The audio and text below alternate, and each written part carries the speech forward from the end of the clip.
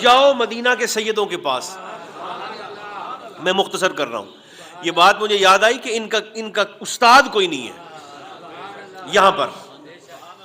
یہ آ گیا مدینہ پاک میں، مصر سے چلا، پہلی دفعہ آ گیا مدینہ پاک میں. یہ حکومت تھی عباسی خلیفہ منصور کی. یہ منصور وہ بدبخت انسان ہے جس نے آل رسول کے ایک ایک پھول کو مسلا ہے. یعنی اس نے بڑے سارے قتل عام کیے ہیں، اور آقا کریم کے خاندان کے لوگوں کے، جن میں بیویاں، خواتین بھی شامل ہیں، مرد حضرات بھی شامل ہیں. یہ بیٹھا ہے مدینہ منورہ مسجد نبوی حضور علیہ السلام کے ممبر پہ. تو وہ مصر سے جو شخص آیا ہے، پہلی دفعہ آیا، جانتا نہیں کسی کو. اس نے کہا یہاں اللہ کے رسول کا نائب کون ہے، حضور کا وارث کون ہے؟ تو وہ چیلا چانٹا تھا، اس نے اشارہ کیا، اس نے کہا وہ سامنے بیٹھا ہے رسول اللہ کا وارث. وہ یہی منصور تھا، عباسی خلیفہ منصور. وہ شخص آیا اور اس نے مسئلہ بیان کیا. اس نے کہا جی میں مصر سے آیا ہوں، یہ کلمات میں کہہ بیٹھا ہوں اپنی بیوی کو، تو ذرا آپ مجھے بتا دیں کہ اس میں کوئی طلاق ہو گئی ہے یا کوئی رشتہ بچ گیا ہے. تو منصور نے کہا یہاں ذرا بیٹھ جاؤ میرے پاس، میں کسی سے پوچھ کر تجھے بتاتا ہوں. میں خود پہلے کسی سے پوچھتا ہوں پھر میں تجھے بتاؤں گا. اچھا، جب اس نے یہ جملہ سنا تو یہ حیران ہوا، کہنے لگا کہ جو خود کسی سے پوچھنے کا محتاج اور ضرورت مند ہو، کم از کم وہ رسول اللہ کا وارث تو نہیں ہو سکتا. حضور کا وارث تو وہ نہیں ہو سکتا. مسجد سے باہر نکلا تو ایک پیار کرنے والا تھا حضور کی آل سے. اس نے کہا یہ ظالم ہے، یہ غاصب ہے، یہ حکومت پر قبضہ کر کے بیٹھا ہوا ہے، یہ جابر ہے اور یہ قاتل ہے.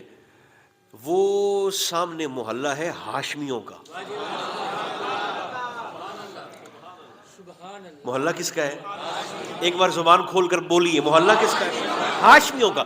اور اس محلے میں، پوری گلی میں، پتہ نہیں کس مکان میں اس بدبخت نے مصطفیٰ کریم علیہ السلام کے حقیقی وارث امام جعفر صادق کو نظر بند کر رکھا ہے. بیوی بچوں کے ساتھ وہ قید ہے اور ہے پتہ نہیں کس گھر میں. وہاں تک رسائی ہو نہیں سکتی، پہرا لگا ہے سپاہیوں کا. جا سکتے ہو، قسمت اچھی ہے تو پتہ کر لو. یہ چونکہ پیار کرنے والا تھا، اس نے کہا ہمیں نہیں پتا وہ کہاں قید ہیں، لیکن وہ تو جانتے ہیں نا کوئی محبت والا آ گیا ہے مدینہ میں، تو کوئی نہ کوئی سبب بن جائے گا ملاقات کا. 2 مہینے یہ وہاں پر رہا. طویل بات ہے، میرے ذہن میں آگے مختصر کر کے سنا رہا ہوں. 2 مہینے یہ کہاں رہا؟ مدینہ پاک میں. لیکن جب بھی جاتا ہے سپاہی اسے پکڑ کر روک دیتے، آگے نہیں جا سکتے. 2 مہینے کے بعد ایک دن مایوس ہو کے واپس جانے لگا مصر. آدھ رستے پہنچا، اچانک دل میں خیال آیا کہ ایک کوشش اور نہ کر لی جائے. واپس آیا مدینہ میں، ہاشمیوں کی گلی کے باہر یہ کھڑا ہو گیا. ایک سبزی والا چھابڑا اٹھا کر اسی گلی میں سبزی دینے کے لیے جا رہا تھا. اس نے پیسے دیے سبزی والے سے، اس کا چھابڑا بھی خرید لیا، اس کے کپڑے بھی خرید لیے. چونکہ یہ مصر کا تھا، لباس بھی ویسا تھا، اس نے مدینہ اور عرب کا لباس بھی لے لیا اور اس نے چھابڑا بھی لے لیا. اور ہاشمیوں کی گلی میں آ گیا اور ہوکے لگا رہا ہے کدو لے لو. سپاہی بھی اس کے ساتھ ساتھ. اچھا، اب یہ چلتا جا رہا ہے. آپ اس بات کا مزہ ضرور لیں کہ اس گلی میں، جانتا تو نہیں ہے کہ کس گھر میں اور کس دروازے میں رکھا ہوا ہے امام کو نظر بند اور قید رکھا ہوا ہے. جیسے مصطفیٰ کی ڈاچی کو، اونٹنی کو ابو ایوب انصاری کے گھر کا پتہ نہیں چل گیا تھا، اسے بھی اسی گلی میں خوشبو امامت ایک گھر سے آئی. دروازے پر پہنچا، دستک دی، اندر سے امام صادق کی ایک کنیز اور خادمہ باہر نکلی. اور اس کنیز اور خادمہ کے جملے نے اس بندے کو حیران کر دیا، اس مصری کو. وہ بی بی کہنے لگی کہ کل بھی تو امام فرما رہے تھے ہمیں باسی سبزی دے کے گیا ہے. کیا کیا ہے؟ باسی سبزی دے کے گیا ہے. کل بھی پرانی سبزی دے کے گیا ہے، باسی. آج امام فرماتے ہیں کہ ہم سبزی خود دیکھ کر خریدیں گے. تو ٹوکرا لے دے اندر آ. اس نے ٹوکرا اٹھایا اور اندر جا کر بیٹھ گیا. اب اندر جو حجرہ شریف کا دروازہ تھا بند ہے، اور اس بند دروازے کے سامنے دروازے پر ٹک ٹکی باندھ کے دیکھ رہا ہے. سبزی والا ہے تو نہیں، دروازے کو دیکھ رہا ہے. اور انتظار ایسے کر رہا ہے جیسے طور پر کلیم اللہ نہیں کر رہے تھے۔ تھوڑی دیر کے بعد دروازہ کھلا اور اندر سے نور کا پیکر، چہرہ دیکھ کے لگتا تھا جیسے آفتاب زمین پہ اتر آیا۔ رسول اللہ کا امامہ، اللہ کے رسول کا جبہ، لباس مولا علی کا، تلوار بھی مولا علی کی۔ امام جعفر صادق علیہ السلام پورے امامت کے وقار کے ساتھ تشریف لائے اور سامنے آ کر بیٹھ گئے۔ اب سپاہی اس کے سر پہ کھڑے ہیں۔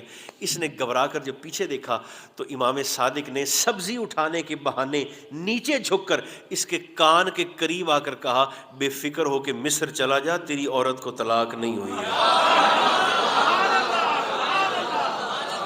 طلاق۔ یہ حیران ہو گیا، اس نے کہا حضور میں نے تو ابھی مسئلہ پوچھا ہی نہیں ہے۔ آپ نے فرمایا تیرے پوچھنے کا انتظار کرتا رہتا تو مجھے علی کا بیٹا کس نے کہنا تھا۔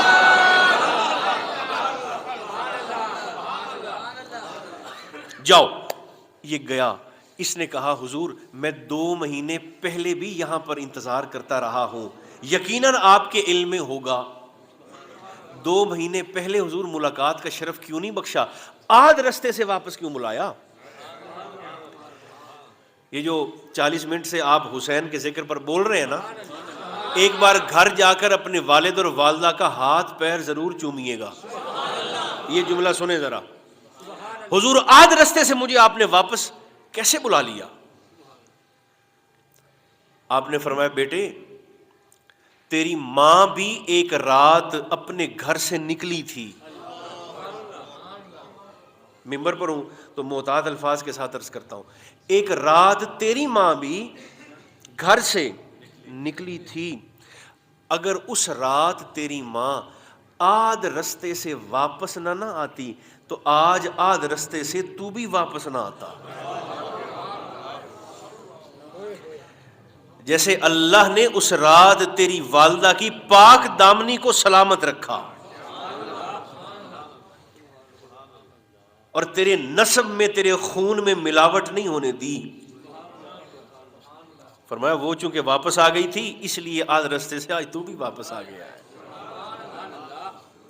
کچھ فضائل ایسے ہیں جو ان سب کے مشترک ہیں، لیکن کچھ فضائل ایسے ہیں جو اللہ نے ان میں سے فردن ایک ایک شخصیت کو عطا فرمائے ہیں۔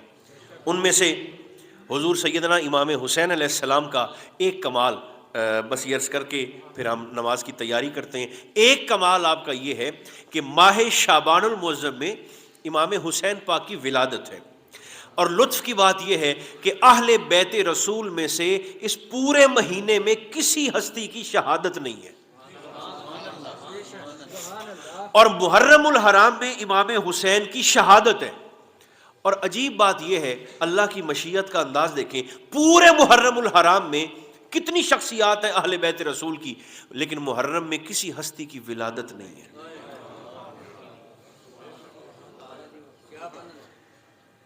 جس مہینے میں حسین کی شہادت ہے اس مہینے میں کسی کی ولادت نہیں ہے، اور جس مہینے میں حسین کی ولادت ہے اس مہینے میں کسی کی شہادت نہیں ہے۔ گویا اللہ کو بھی یہ پسند ہے کہ جہاں حسین کی خوشی ہو وہاں کوئی غم نہ ہو، اور جہاں غم حسین ہو پھر اس مہینے میں کسی کی خوشی نہ ہو۔ اللہ آپ کی نگاہ التفات ہم سب پر متوجہ فرمائے۔ صلی اللہ تعالی علی خیر خلقہ محمد و آلہ و اصحابہ اجمعین۔